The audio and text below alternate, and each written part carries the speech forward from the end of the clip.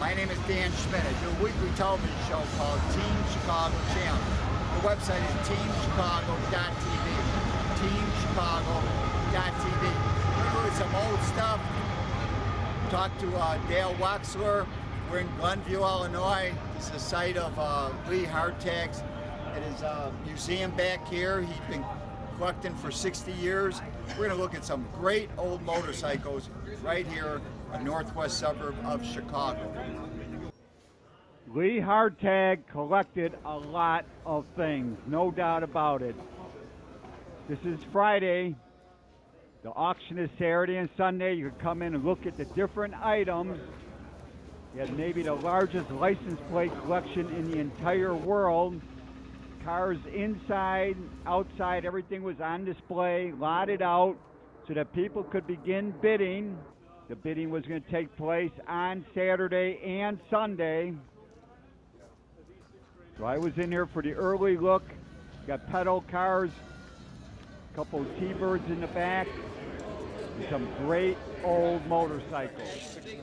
And lucky for me, I ran into my old friend Dale Waxler from Wheels Through Time Motorcycle Museum. The museum's in Maggie Valley, North Carolina. Check it out sometime, wheelsthroughtime.com. But Dale's going to tell us about a few of these motorcycles in the Hartung collection as we look at the auction area the day before the big auction.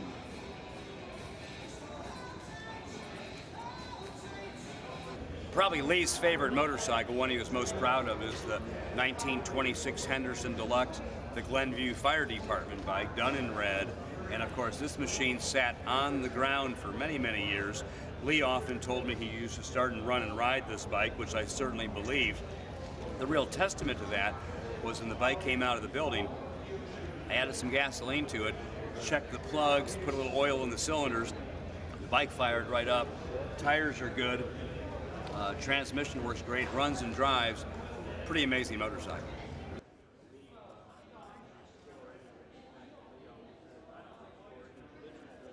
Another Chicago product, the Sears motorcycle, built right here in Chicago. It's kind of a component-built bike. It used what is called a Spacky engine, offered through the Sears catalog, I believe from 1911 to 1914. It's a chain drive model. It's completely original paint. Totally amazing. A machine like this could survive for this many years. Now, I did not try to start or run this motorcycle, although I do believe within an hour, maybe 2 hours max, this bike would be in operational condition. One of the things that keeps an old bike like this from being started is the fact you have to pedal start it to make it run. And with the condition of the tires being flat, you're unable to do the pedal start. Therefore, trying to start the bike would cause more damage than it would good. Outside, we're looking at this 1942 BSA 500 single. It sold for $7,475. You could buy these back in the 1960s in a crate for $200. My good friend Hud at A Cycle World had one running, and he used to ride it around the neighborhood.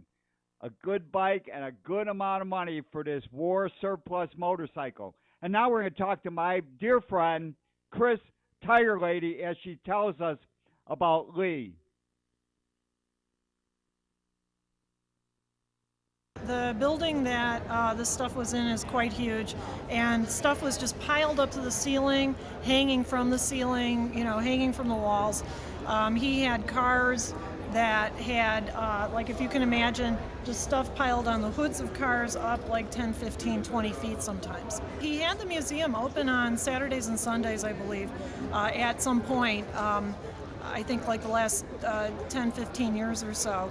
And it was free to the public, but you know, if he was not in the mood, he would just close down for the day, or he'd tell you, not open, go away.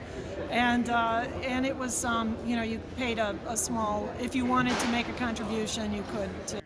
Thank you, Chris. Lee had a lot of stuff. Where else could you find 4 wagon wheels, comic books, engines, Model A Fords? He had about 25 of them.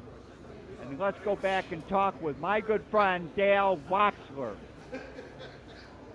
know, how a Pope made in Westfield, Massachusetts, made it into Lee's barn has always amazed me. However, he did tell me the story on where he found it and how he found it.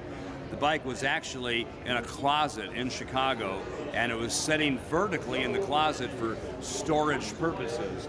The machine itself, we think it's around a 12 or a 13 Pope, not exactly sure of exactly what year, but in incredible original condition.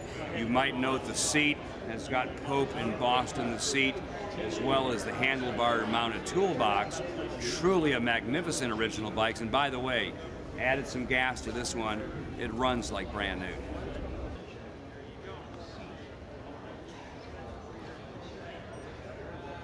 You know, Lee's 1912 Harley has been the envy of many people here at the auction. It still has the original belt for its belt drive system.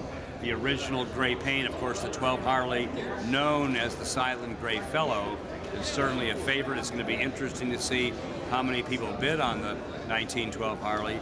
I might also, Matt, add that with a little bit of gasoline and an auxiliary battery, this bike fired up in about a half a pedal, and a real testament to what Lee always said, and that is, I wrote everything into that building.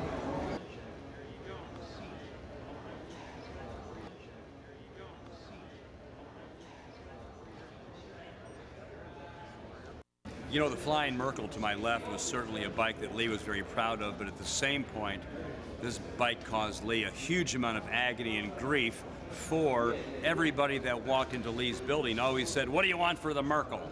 And, you know, that really kind of infuriated Lee, because there's so much more to look at in Lee's collection than a Flying Merkle. So the amount of time that people spent trying to pry this motorcycle out of Lee caused him a lot of angst in his life. It was actually sitting on the upstairs shelf with about 7 other rare motorcycles, and the Flying Merkle, made in Middletown, Ohio, truly one of the milestone marks in America. The ball bearing engine, the beautiful orange paint with the great Flying Merkle decal, really a great bike.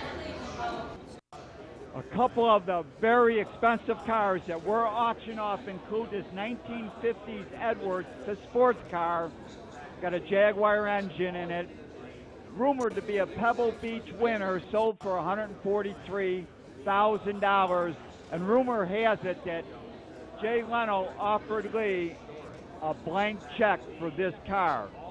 The other car was a BMW Verita that went for $195,500.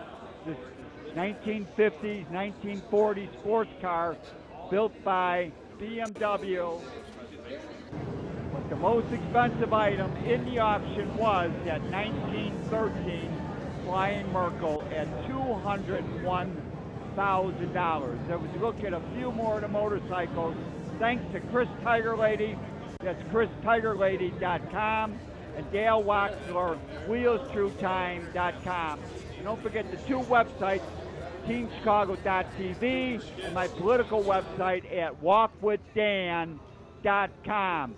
And that's it from Glenview, Illinois.